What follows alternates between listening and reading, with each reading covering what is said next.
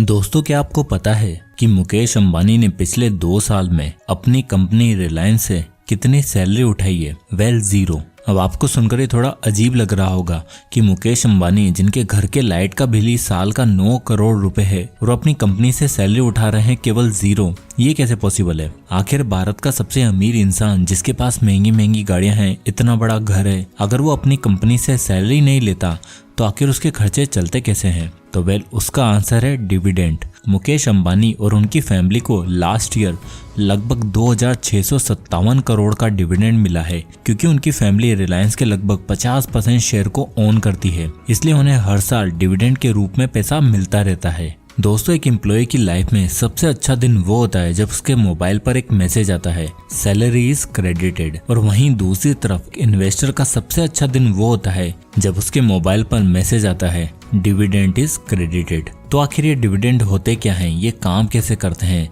कंपनियां क्यों अपने शेयर होल्डर्स को डिविडेंड देती है? ये सारी बातें आज हम इस वीडियो में डिस्कस करेंगे। तो सबसे पहले जान लेते हैं व्हाट इज डिविडेंड। दोस्तों, जब भी कोई इंसान अपनी खून पसीने की कमाई को स्टॉक मार्केट में लगाता है तो उसका मोटिव होता है कि उन स्टॉक से उसको फायदा मिले।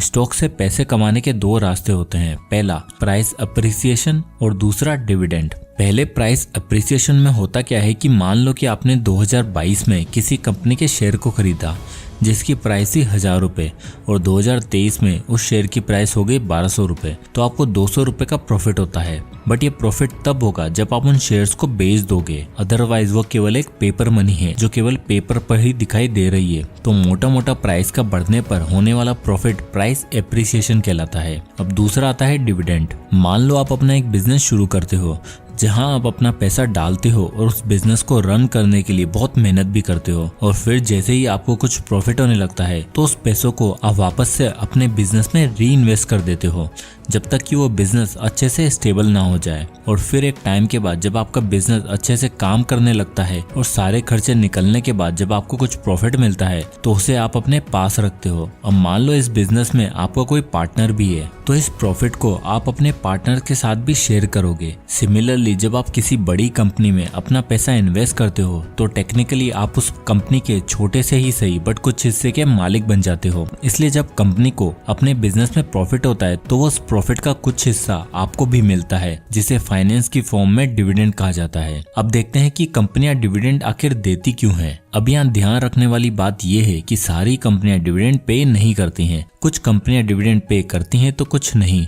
चलो इसे कुछ इस तरह समझते हैं।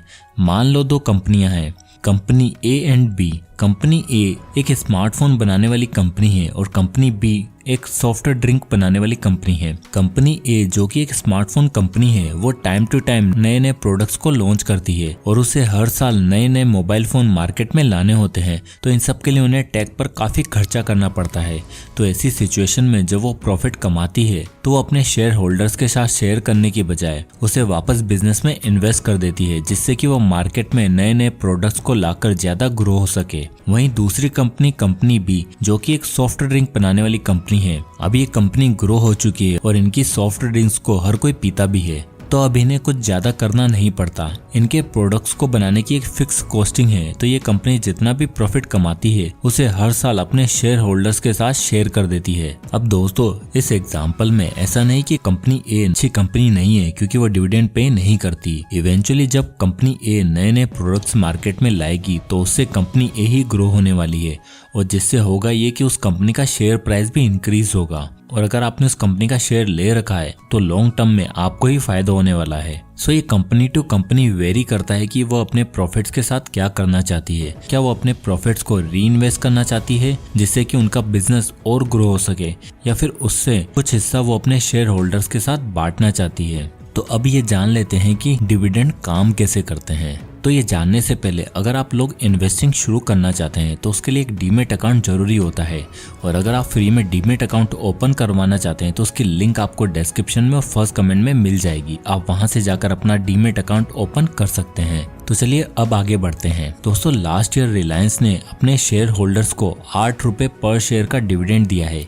यानी कि अगर आपके पास रिलायंस के 10,000 शेयर होते तो आपको मिलता 10,000 multiply by 8, equal to 80,000 rupees. इसलिए मुकेश अंबानी और उनकी फैमिली जो कि रिलायंस के लगभग 50% शेयर को ओन करती है, उन्हें लगभग 2657 करोड़ का डिविडेंड मिला है और इसके लिए उनकी फैमिली को ना तो कोई काम करने की जरूरत पड़ी और ना ही अपने शेयर्स को बेचने की जरूरत पड़ी। उन्हें बस बैठे बैठे अपने बैंक अकाउंट में ही पैसे मिल गए। अब डिविडेंड को जानने के लिए पहले हमें ये डिविडेंड यील्ड क्या होता है इसे समझना होगा। तो डिविडेंड यील्ड का फॉर्मूला कुछ इस तरह होता है, dividend yield equal to annual dividend per share divided by price per share multiply by 100। तो इसे कुछ इस तरह समझते हैं। अब मान लो कि कंपनी का प्राइस पर शेयर है 100 रुपए और डिविडेंड पर शेयर है 10 रुपए, तो डिविडेंड यील्ड होगा 10 divided by 100 multiply by 100 equal to 10%, यानी कि उस कंपनी का डिविडेंड यील्ड होगा 10%। तो इस तरह हम डिविडेंड यील्ड के जरिए पता लगा सकते हैं कि कौन सी कंपनी कितना डिविडेंड पे करती है। अब आप चाहो तो सिंपल सा गूगल पर कंपनी का नाम सर्च करके, जैसे कि मैं ये इन्फोसिस कंपनी सर्च करी है, इसमें आप देख सकते हैं कि डिविडेंड यील्ड है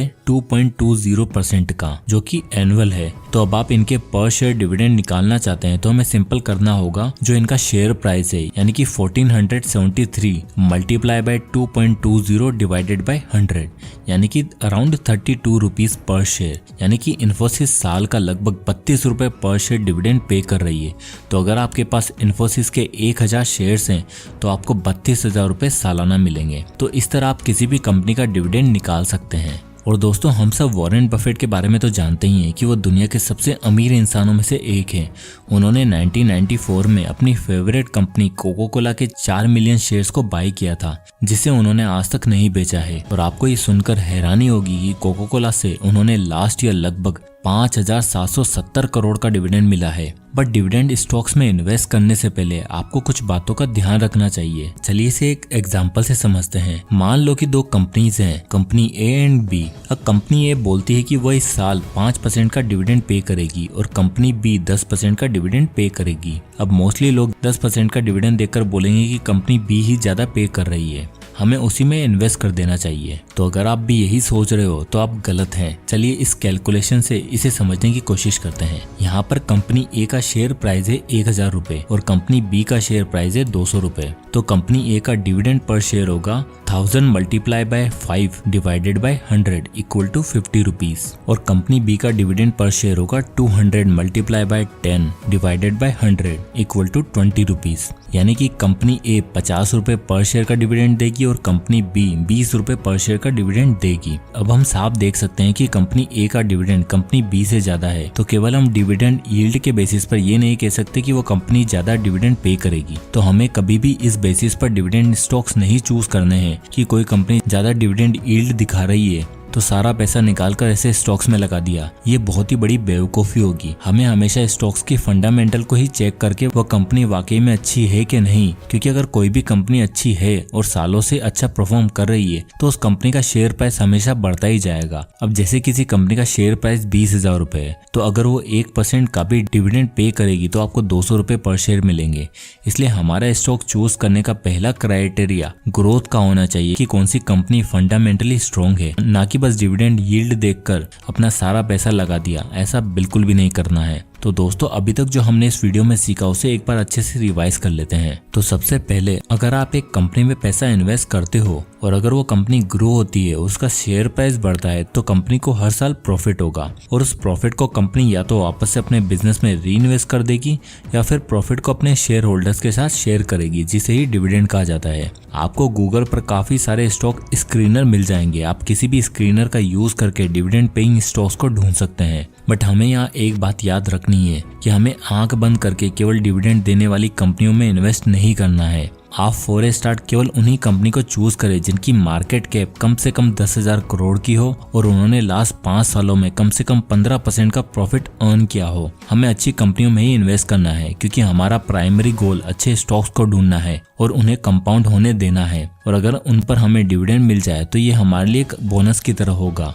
एक और बात, सभी कंपनियां डिविडेंड नहीं देती हैं। कुछ बहुत ही बड़ी और अच्छी कंपनियां वो डिविडेंड पे नहीं करती, क्योंकि वो अपने प्रॉफिट को वापस से कंपनी की ग्रोथ के लिए री इन्वेस्ट कर देती हैं। अब अगर आप हर साल 1 लाख रुपए डिविडेंड से कमाना चाहते हो और अगर हम एक एवरेज 4% का डिविडेंड यील्ड मान लें तो आपको कम से कम 25 लाख रुपए इन्वेस्ट करने होंगे, तब जाकर आपको 1 लाख रुपए साल का डिविडेंड मिलेगा। इसलिए हमें सोच समझ कर सारी बातों को ध्यान में रखकर ही इन्वेस्ट करना चाहिए और डिविडेंड को केवल एक बोनस की तरह ही समझना चाहिए। हमारा प्राइमरी गोल ओनली अच्छी कंपनियों को पिक करना और उनमें इन्वेस्ट करना होना चाहिए। तो दोस्तों, आप स्टॉक मार्केट से डिविडेंड के जरिए एक रेगुलर इनकम जनरेट कर सकते हो, जिसके लिए आपको एक्स्ट्रा कोई काम भी करने की जरूरत नहीं पड़ेगी। जैसे आज मुकेश अंबानी, वॉरेन बफेट, इन्हें हर रोज काम खुद करने की जरूरत नहीं पड़ती, क्योंकि इन्हें हर साल करोड़ों रुपए डिविडेंड के जरिए मिलते रहते हैं। जहां आपको अभी ये डिविडेंड 20-30 रुपए का लग रहा होगा, कुछ साल बाद जब कंपनी अच्छे से ग्रो हो जाएगी तो ये डिविडेंड आपको लाखों में दिखेगा। तो आपको जितना जल्दी हो सके इन्वेस्टिंग शुरू कर देनी चाहिए, चाहे आप 500 रुपए से ही क्यों ना स्टार्ट करो। और जितना जल्दी आप शुरू करोगे, कंपाउंडिंग के जादू को आप उतना ही जल्दी देख पाओगे।